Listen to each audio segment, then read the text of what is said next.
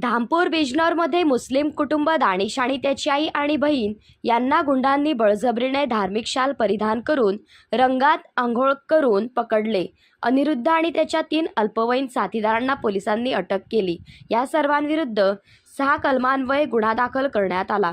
पोलिसांनी CCTV footage ताब्यात घेऊन त्यांची ओळख पटवली आणि 4 जणांना महिलांचा विनयभंग आणि जबरदस्ती केल्याप्रकरणी अटक केली.